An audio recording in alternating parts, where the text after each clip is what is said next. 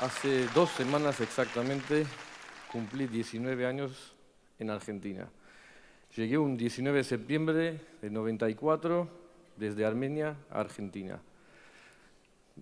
Siempre cuando cuento de dónde vengo me preguntan ¿y por qué Argentina? No es el tema de esta charla, pero le digo algo gracioso. En el orden alfabético, ya está todo dicho, ¿no? Uno quiere escalar, entonces...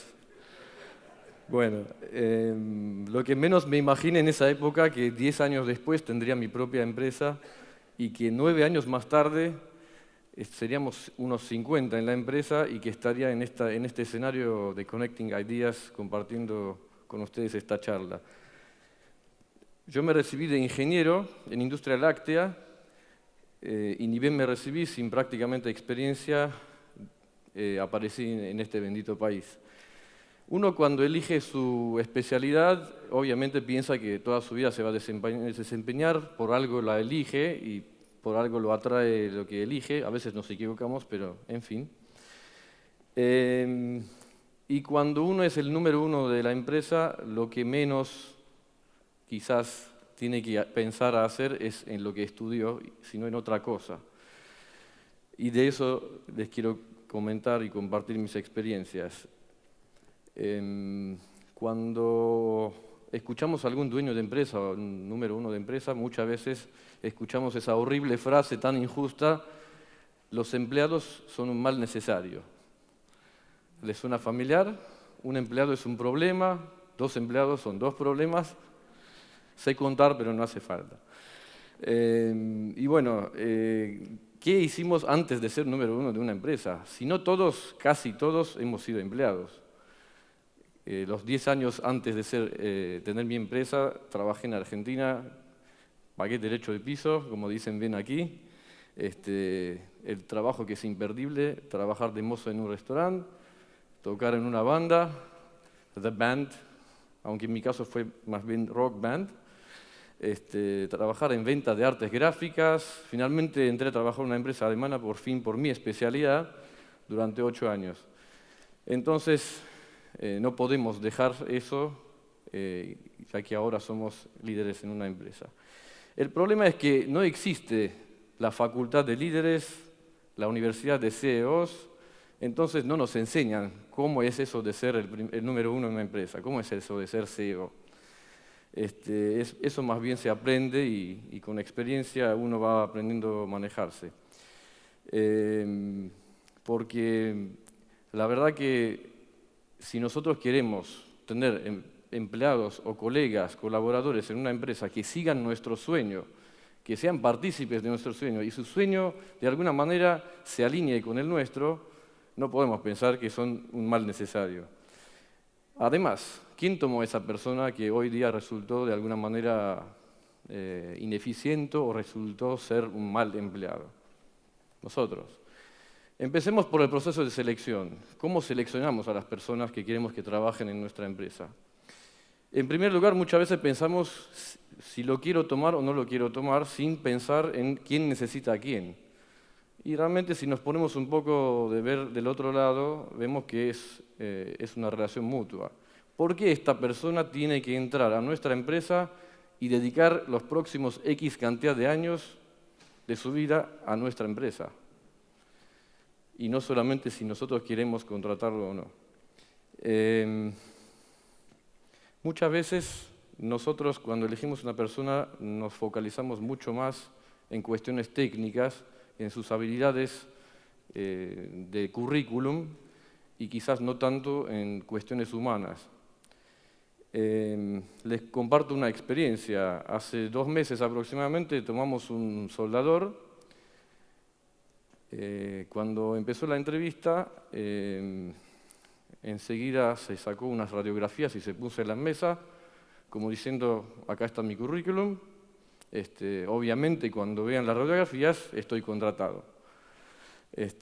Por cierto, las radiografías de sus cordones de soldadura que había hecho eran espectaculares, pero después de eso le empecé a preguntar cuestiones totalmente ajenas a su eficiencia como soldador, sino más bien qué es lo que ha logrado en su vida y qué es lo que quiere hacer en nuestra empresa, cuáles son sus hobbies, su familia, que me cuente de las cosas que le gustan, y su cara empezaba a tomar una forma de asombro, porque no esperaba que esas serían las preguntas que les íbamos a hacer.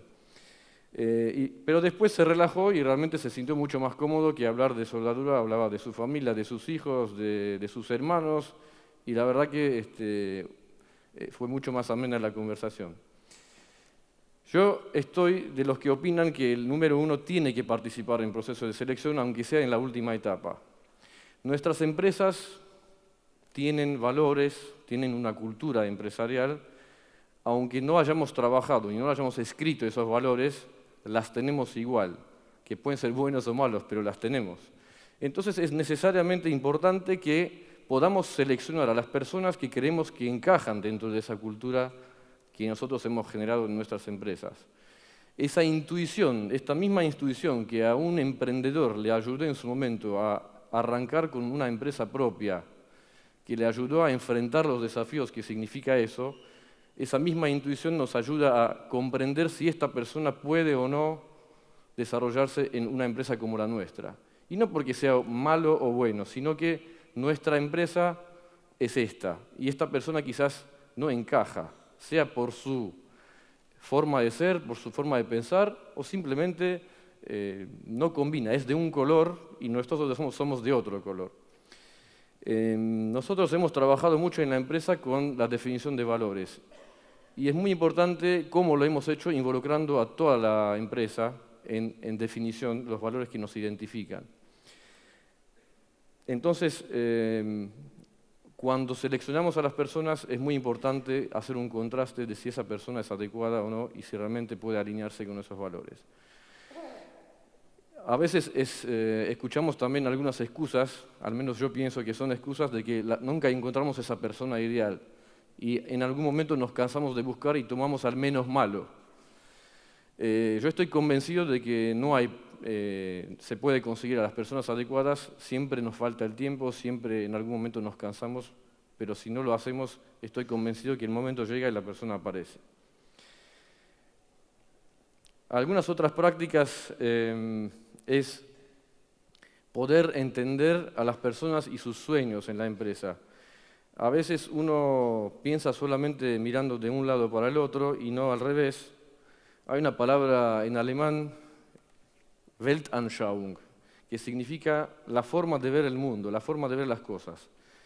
Y es una palabra que sintetiza básicamente, si yo me pongo un poco de costado y miro a mí mismo, quizás no veo lo que pensaba que veía cuando estaba aquí.